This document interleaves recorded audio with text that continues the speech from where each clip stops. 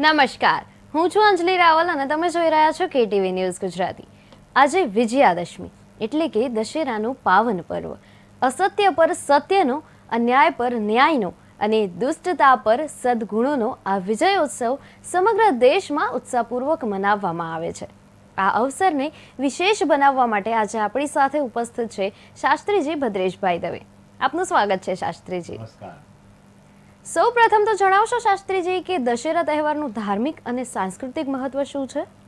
સૌપ્રથમ તો શારદીય નવરાત્રિમાં 9 દિવસ સુધી, પણ આજે તો આપણે જ્યારે 10 દિવસ પરિપૂર્ણ કર્યા. અને દશેરાનું મહત્વ એટલે કે કહેવાનું તાત્પર્ય છે કે ઘણા લોકો ગરબા રમ્યા હોય, થાક લાગ્યો હોય, ઉત્સાહ હોય, કોકે આજે કુંભનું વિસર્જન કર્યું હોય, આજે ગરબાનું વિસર્જન કર્યું હોય, દરેક પલનો આનંદ છે. અને સાથે સાથે વિજયાદશમી, શાસ્ત્રમાં લખેલું વિજય, તેરા કર્મ હી તેરી વિજય હૈ. માણસના કર્મ જ એની વિજય તરફ લગી જાય છે.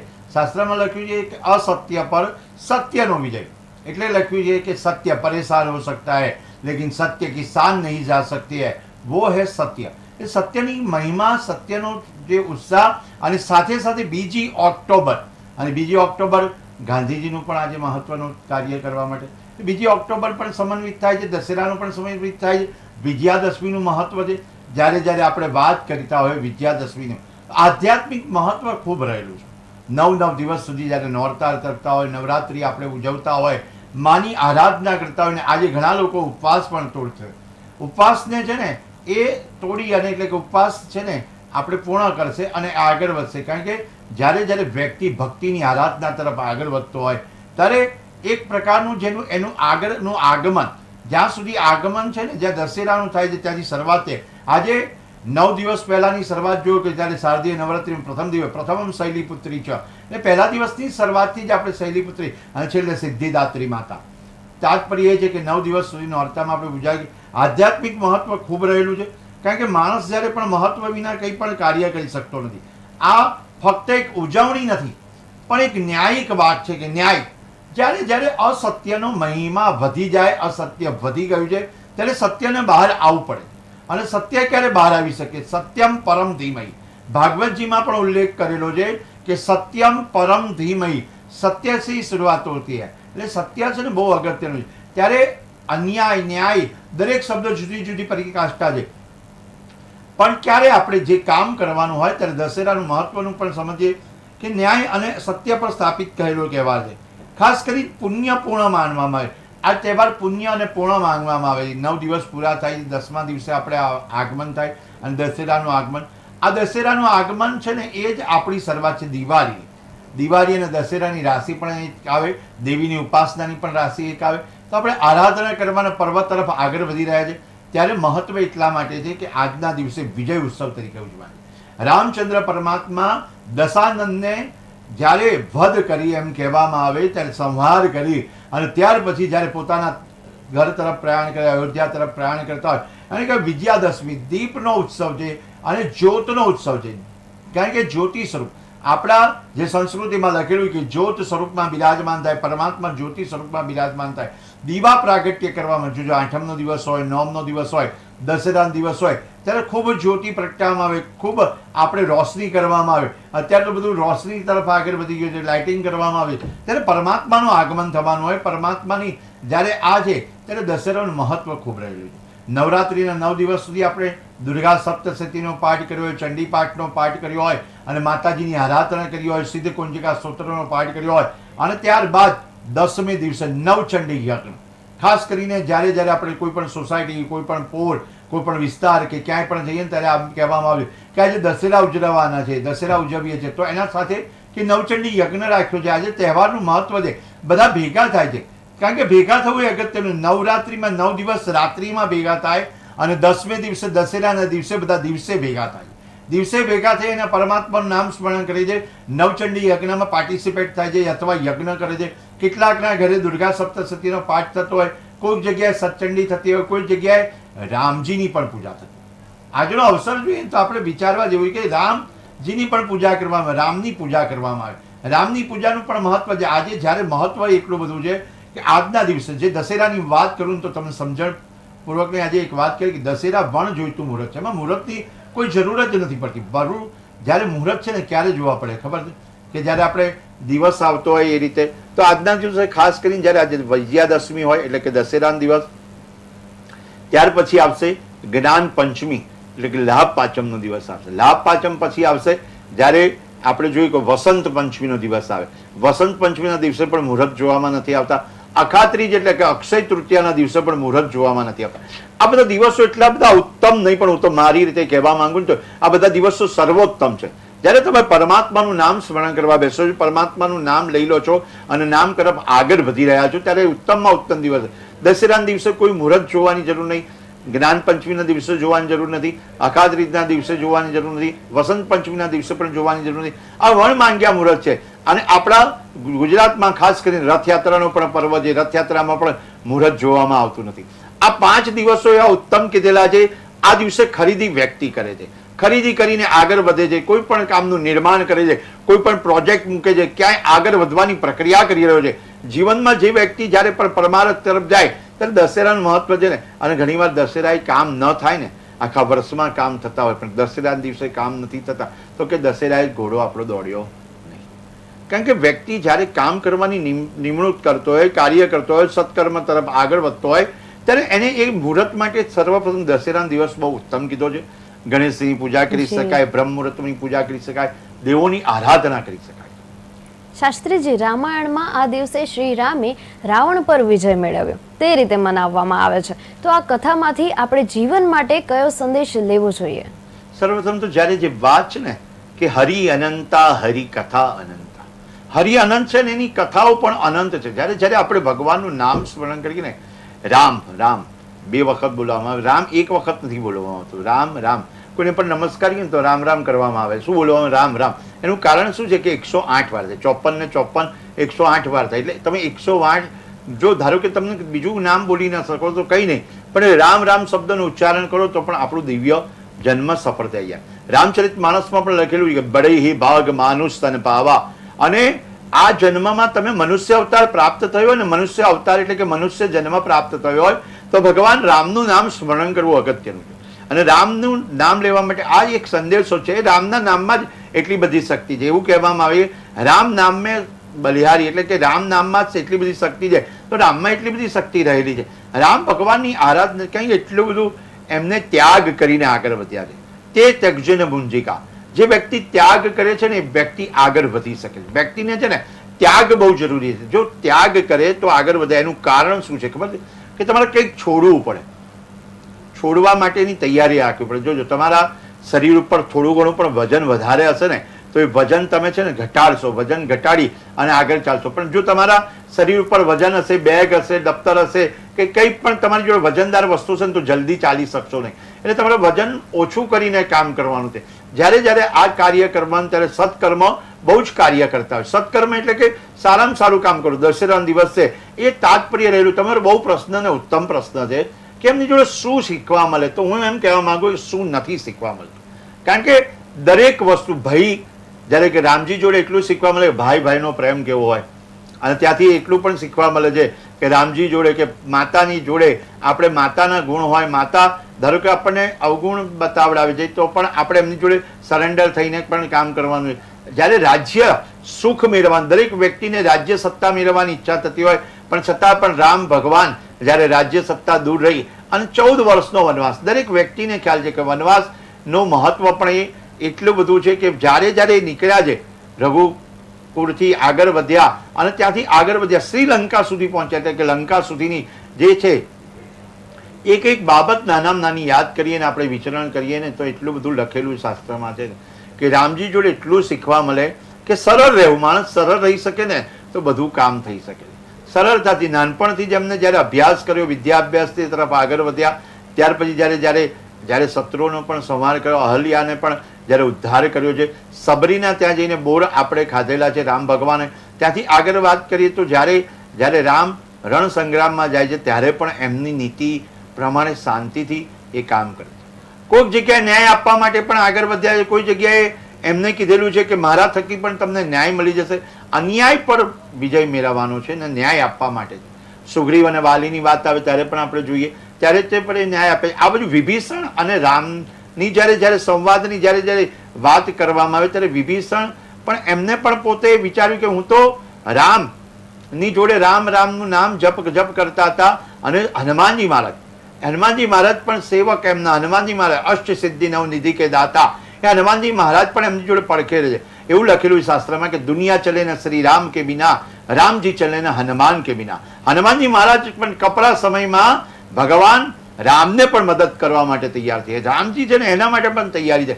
કેટલા બધા જોડે જોડે પાત્ર છે, કેટલા બધા, બધાની યુનિટી ઇઝ ધ સ્ટ્રેન્થ. તમે દરેક વ્યવહારમાં તમારા પરિવારની સાથે, તમારો પરિવાર સાથે રાખીને કામ કરશો. તમારા ઓફિસમાં હોય કે તમારા વ્યવસાય ક્ષેત્રમાં હોય કે જ્યાં પણ કામ કરતા હોય, પરિવાર છે એ પરિવારને પણ સાથે રાખીને કામ કરશો. ક્યાંય તમારા જ્યારે પણ આ ઉત્સાહ છે, આ વિજયાદશમીનો પર્વ છે, તો ત્યારે ઓફિસની સાથે સાથે તમારી સોસાયટી હોય, તમારો મહોલ્લો હોય, ત્યારે પણ બધાને જોડે રાખીને કામ કરો અને આગળ વધશે. આખું પરિવાર આગળ વધશે. અને પરિવાર છે ને એનાથી આપણે સુશોભિત બધું કાર્ય કરીશું. જોજો આજે દિવસ છે ને, તો મેં શરૂઆત કરી ત્યારે પણ કીધું નવચંડી યજ્ઞ હોય, હવન હોય, પૂજાપાઠ હોય, લક્ષ્મીજીનો યજ્ઞ હોય, અનેક રામ રક્ષા સ્તોત્રના પાઠ પણ થતા હોય અને ભોજન સાથે પરિવારના સભ્યો કરતા હોય છે. સાંજ પડે એટલે ભોજન જોજો, દરેક સોસાયટીમાં એક લખે કે ભાઈ ભોજનનો સમય આ છે, આ ભોજન જોડે લઈશું, આ પ્રસાદ આપણે ગ્રહણ કરીશું. તો પરિવાર સાથે ભોજન લેવાનો મહિમા આજે લખેલો છે. પરિવાર સાથે ભોજન લેવું, ભજન સાથે કરવું, એટલે ભગવાનનું નામ જેટલું રામ રામ રામ રામ એટલો જપ કરવો. એનાથી આગળ કીધેલું છે કે જેટલું બને એટલું વિજય આનંદમાં, એટલે વિજય યાદશમીમાં તમારે આનંદથી પ્રમોદથી રહેવું જોઈએ. જી શાસ્ત્રીજી, નવરાત્રી પછીના દિવસે દશેરા ઉજવાય છે, તો દેવી ઉપાસના અને રામ વિજય આ બંને પ્રસંગો વચ્ચે કયો આધ્યાત્મિક સંબંધ છે શાસ્ત્રી? સૌપ્રથમ તો જ્યારે વાત કરવામાં આવે કે શરદ ઋતુની, શારદીય નવરાત્રી, શરદ ઋતુની શરૂઆત થાય ને ત્યારે જ માતાજીનું નામનું સ્મરણ થઈ જાય ને સાથે સાથે ભગવાન રામજીનું પણ સ્મરણ થાય. પણ બધા નવરાત્રીમાં 9 દિવસ સુધી છે ને માતાજીની ઉપાસના કરતા હોય, 10મી દિવસે પણ માતાજીની ઉપાસના આરાધના કરતા હોય. જ્યારે દશાનંદનો વધ કરવામાં આવ્યો, દશાનંદનો સંહાર કરવામાં આવ્યો, પછી આ વિજયાદશમી ઉજવાય અને ત્યારે નવરાત્રીમાં 9 દુર્ગા સ્વરૂપ એટલે મહિષાસુર મર્દિની જે સ્તોત્ર ગવાય છે, એટલે મહિષાસુરને જ્યારે આપે છે માતાજી, વધ કરે છે અને તે પછી આ વિજય તરફ આગળ વધે છે. આ બંને જોડે છે.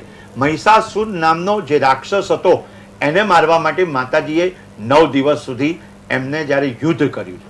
અને યુદ્ધ કેવલ ને કેવલ નહીં થઈ, મહિષાસુર છે ને એ રાક્ષસ એવા પ્રકારનો હતો જે સંહાર કરવા માટે પૃથ્વીમાં વધારે હાહાકાર ફેલાવતો હતો. એટલે માતાજીને પણ એમ થયું કે ના, મારું પ્રાગટ્ય અને મારા પ્રાગટ્યથી આમના આ સંસારનું કલ્યાણ કરવા માટે. રામજી પણ એ જ ભાવ છે કે રામજી પણ એ જ વિચારે છે કે જ્યારે જ્યારે હું દશાનંદનો વધ કરીને આવ્યો છું અને બધાનું સારું કલ્યાણ કરવા માટે, કલ્યાણ છે ને એ મહત્વનું છે. જ્યારે જ્યારે ભગવાન દેવ દેવીનું અવતરણ થાય, યદા યદા હિ ધર્મસ્ય ગ્લાનિર્ભવતિ ભારત, એટલે કે જ્યારે જ્યારે જન્મ થાય ને ત્યારે એ કંઈક સંદેશો લઈને આવે છે. એટલે જ કીધું ભય પ્રગટ કૃપાલા દીન દયાલા કૌશલ્યા હિતકારી. આ ભગવાન રામજીનો જન્મ થયો છે ત્યારે પણ ભય પ્રગટ કૃપાલા દીન દયાલા, જ્યારે પ્રાગટ્ય થાય અને પ્રાગટ્યથી જે મહિમા સમજાય અને આ દશાનંદનો વધ અને એ પણ દશેરાનો પણ એક આ છે.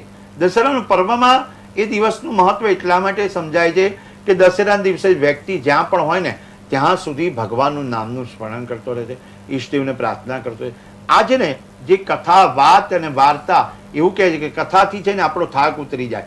વાત કહેવાથી એકબીજાને છે ને સંવાદ કરવામાં આવે ને તો કોઈ પણ પ્રકારના આપણા જીવનમાં જે વાત અટકી હોય ને વાત પરિપૂર્ણ થાય. ઘણા લોકો ઘણી જગ્યાએ આપણને છે ને જોવામાં આવ્યો, કોઈ વ્યક્તિ વાત જ ના કરે અને ઘણા વ્યક્તિ મૌન રહે અને મૌનમાં તાકાત. દિવસમાં એક દિવસમાં તમે છે ને 20 મિનિટ, 25 મિનિટ કે 11 મિનિટ સુધી મૌન રહેજો.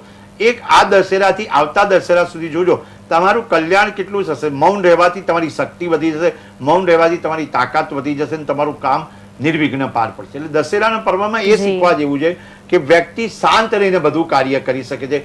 રામ ભગવાનમાં પણ શાંતિ આપણે દેખાય કે શાંતિ, દરેક દેવ દેવીઓમાં શાંતિ છે, પણ આપણે જ્યારે શાંત રહીએ ને ત્યારે આપણને શાંતિ પ્રાપ્ત થાય.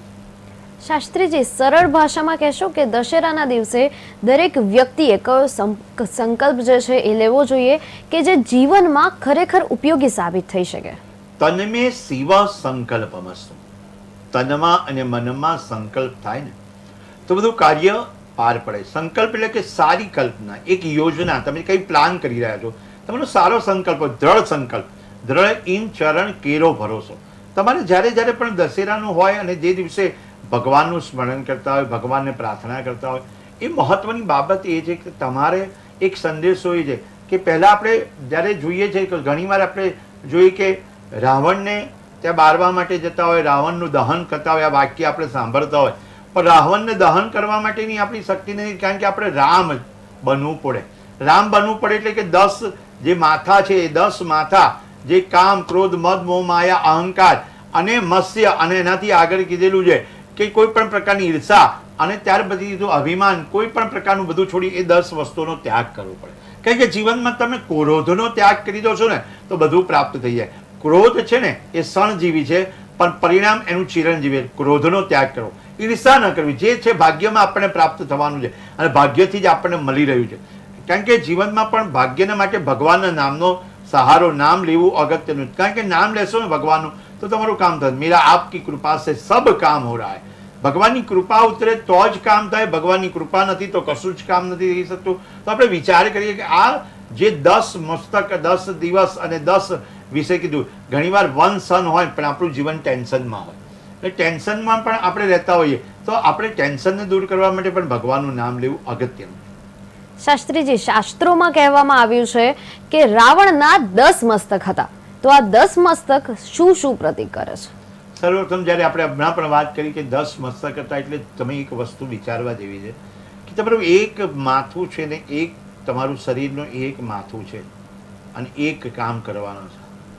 જો 10 માથા હોય તો તમે જો 10 કામ તમે કરી શકો કે ના કરી શકો?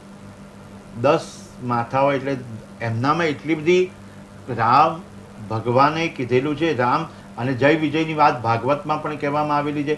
ત્યારે રામા અવતારમાં રામ ભગવાને જ્યારે રાવણને સ્વયં જ્યારે મૃત્યુ આપવા માટે આવે છે ને, ત્યારે એમ કહેવામાં આવે છે કે 10 જે દશાનંદ કહેવામાં આવે, 10 પ્રકારનો આનંદ. અને રાવણ પણ એમને કે એટલું બધું છે ને, રાવણ જે કરી શકે છે એ કોઈ નથી કરી શકતું. તેમ છતાં પણ એનું મૃત્યુ રામને હાથે થાય, ભગવાનના હાથે થાય. જ્યારે તમારો જીવનનો સંકલ્પ હોય કે જ્યારે તારે રામનું નામ દેવાશે ને ત્યારે રાવણનું નામ લેવાશે. જોજો તમે જ્યારે કંસનું નામ દેવાશે ત્યારે કૃષ્ણ ભગવાનનું નામ લેવાશે. રામ અને જોવામાં આવે તો એક જ વાત એ થાય કે તમારા શત્રુ એટલે કે શત્રુ અને મિત્ર, જય અને વિજય, જ્યારે 3 જન્મમાં ભગવાનના શત્રુ થયા અને પછી ત્યારબાદ ભગવાન એમને સંહાર કરવા માટે આવે. તો આ 10 પ્રકારના જે પ્રકારના મસ્તક છે, એમાં કામ છે, ક્રોધ છે, મદ છે, માયા છે, અહંકાર છે, બધું ત્યાગ કરવાનું કીધેલું. આપણે પહેલાં પણ કીધું, પણ સાથે એમની જોડે શીખવા જેવું હોય છે કે ત્યારે કે જ્ઞાનવર્ધક, જ્ઞાન એટલે ખૂબ જ્ઞાન આપવાવાળા, એ જ્ઞાનથી શિવજીને પ્રસન્ન કર્યા છે, ગ્રહોને પણ કાબૂમાં રાખ્યા, પણ એમને અભિમાનના લીધે આ બધું ભોગવવું પડ્યું. જ્યારે વ્યક્તિને અભિમાન આવી જાય ને ત્યારે ભોગવવું પડે. ખાસ કરીને જ્યારે આપણે રામાયણની વાત કરીએ તો અભિમાન એવું કહેવામાં રાજા રાવણનું પણ રહ્યું નથી. એ વાક્ય તરત અભિમાન શબ્દ આવે ને ત્યારે એ શબ્દ આવે, રાજા રાવણનું પણ અભિમાન રહેતું નથી. અભિમાનને તમારે જોઈએ તો અભિમાનનો ત્યાગ કરવો પડે. પહેલું જ્યારે પણ અહંકાર આવે ને તેનો ત્યાગ કરવો પડે. એ ત્યાગ કરશો તો તમે આગળ વધી શકશો. શાસ્ત્રીજી, દશેરા દિવસે શસ્ત્ર અને સાધનોનું પૂજન કેમ કરવામાં આવે છે? તેની પાછળની કઈ કથા છે? સર્વપ્રથમ તો જ્યારે વાત કરવામાં આવે કે વર્ષોની પરંપરા કારણ કે શાસ્ત્રમાં લખેલું છે કે દરેક વસ્તુમાં એ શસ્ત્ર અને શાસ્ત્રની પૂજા કરવામાં આવે. શસ્ત્રની પૂજા પણ કરે ને શાસ્ત્રની પણ પૂજા કરે.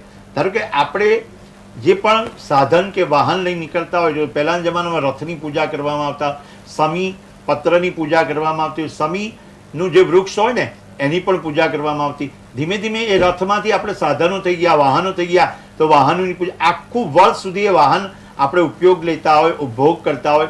આપણી ગાડી હોય, સ્કૂટર હોય, દ્વિચક્રી હોય કે 3 ચક્રી હોય, તો આપણે ઉપયોગમાં લેતા હોય તો આપણને એક મંજિલ સુધી પહોંચાડે છે. એક સાધન આપણને બીજી જગ્યાએ પહોંચાડે છે, તો ત્યાં સુધી પહોંચાડવા માટેની શક્તિ આપણને આપે છે. એટલે યંત્ર શક્તિ કામ કરે છે. તો યંત્ર શક્તિમાં એ કથા રહેલી છે કે જ્યારે દેવતાઓએ પણ જે પૂજા કરી છે ત્યારે રથની પણ પૂજા કરી છે. આજના દિવસે મહત્વ એટલા માટે કે નક્ષત્ર શ્રવણ નક્ષત્ર છે.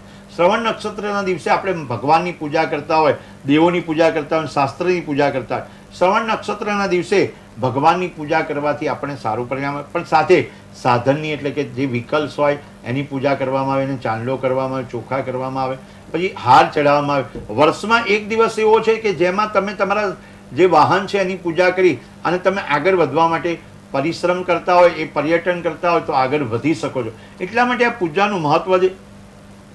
શાસ્ત્રમાં લખેલું છે કે જ્યાં સુધી પૂજાનું મહત્વ સમજાય અને ત્યાં સુધી આ કાર્ય શ્રેષ્ઠ માનવામાં આવે. અને શ્રેષ્ઠ કાર્ય એટલા માટે કીધેલું છે કે ઉત્તમ પ્રકારનું એટલે કે કયા પ્રકારને આપણે કામ કરી શકીએ. દશેરાના દિવસોમાં જ્યારે દશેરાની પૂજા કરવાની હોય, દેવતાઓની પૂજા કરવાની હોય, આરંભ કરવાનો હોય, ત્યારે દશેરા એ મહત્વની બાબત એક છે કે ત્યાગ કરવો અગત્યનો છે. દશેરા એ રાવણની પૂજા કરવા માટે આપણે ઊભા થતા હોય, રાવણને દહન કરતા હોય, પણ રામની પૂજા આપણે પણ કરતા હોઈએ તો રાવણને પણ પ્રાર્થના કરવામાં આવે છે કે જ્યારે એક વર્ષ સુધી તમે જ્યારે બીજા દશેરા આવે ત્યાં સુધી તમે ક્રોધનો ત્યાગ કરવો પડશે. અને ત્યાગ કરવો એ અગત્યનો છે. જ્યારે વ્યક્તિ ત્યાગ કરીને કામ કરશે તો પરિશ્રમ આગળ વધી શકે છે. શાસ્ત્રીજી, દર્શક મિત્રોને અંતે આપ શું કહેશો? સૌપ્રથમ તો જ્યારે એક આ KTV ન્યૂઝના માધ્યમથી આપણે જણાવવામાં આવે કે પૂજા દેવતાઓની થાય, આરાધના થાય, પ્રાર્થના થાય, પણ આજના દિવસે ખાસ કરીને ઓમ રામ રામાય નમઃ મંત્રનો જપ કરજો. તમારું વ્હીકલની વાત આવી તો વ્હીકલમાં તમારે જે પેટ્રોલ પુરાવાનું હોય કે CNG હોય કે ડીઝલ પુરાવાનું હોય, જેને શનિની ખાસ કરીને પનોતી ચાલતી હોય, એ વ્યક્તિએ ખાસ કરીને દરેક વ્યક્તિ આમ તો જ્યારે પણ વ્હીકલમાં પેટ્રોલ પુરાવે ત્યારે હંમેશા ટાંકી ફૂલ કરી દે, જેથી કરીને ક્યાંય અટકવાનો વારો ના આવે અને જીવનમાં તમે અટકશો નહીં અને આગળ વધશો અને ભગવાનની કૃપા રહેશે અને દેવની અને દેવીની આરાધનાથી તમને સંપૂર્ણ ફળની પ્રાપ્તિ થશે. શાસ્ત્રીજી, આપના કિંમતી માર્ગદર્શન બદલ ખૂબ ખૂબ આભાર. દશેરા માત્ર એક તહેવાર નથી, પરંતુ આપણા અંદરના અહંકાર, ક્રોધ અને દુર્ગુણોનો દહન કરીને સદગુણ, શાંતિ અને સત્યને જીવનમાં સ્થાન આપવાનો સંદેશ છે. આશા રાખીએ છીએ કે આ વિજયાદશમી આપ સૌના જીવનમાં પ્રકાશ, આનંદ અને સકારાત્મકતા લાવે. દર્શક મિત્રો, દશેરાની આપ સૌને હાર્દિક શુભકામનાઓ. હું છું અંજલિ રાવલ. જોતા રહો KTV ન્યૂઝ ગુજરાતી. સમસ્યા તમારી, ખબર અમારી. જય શ્રી રામ.